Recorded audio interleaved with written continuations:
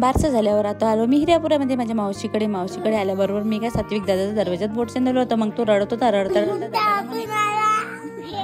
मग काय आम्हाला आणखीच हसा येत होता. मग तो काही शांत बसला नाही. त्याला शांत करण्यासाठी त्याला म्हटलं आपण चला तर हॉटेलमध्ये जेवण करायला जाऊ. मग आलो आता आम्ही हॉटेलमध्ये आल्याबरोबर सर्वात पहिले गजानन महाराजची मूर्ती दिसली.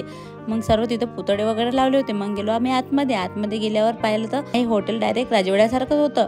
मग आम्ही बसल्यावर आईनं दिली ऑर्डर देपर्यंत मी काय मस्त गेलो लॉनमध्ये खेळायला. मग लॉनमध्ये खेळता मला दिसला तिथं ससा.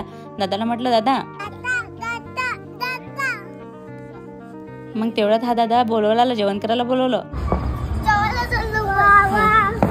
मग आम्ही गेलो सर्वजण जेवण करायला. मग जेवण वगैरे झालं आमचं आणि मग आलो आम्ही बाहेर आल्याबरोबर हा दादा मला काय म्हणते पहा मी किती सारे टिश्यू उचलले. मग आलो आम्ही घरी आल्याबरोबर मस्त वगैरे केली. आता भेटूया आपण नेक्स्ट ब्लॉगमध्ये.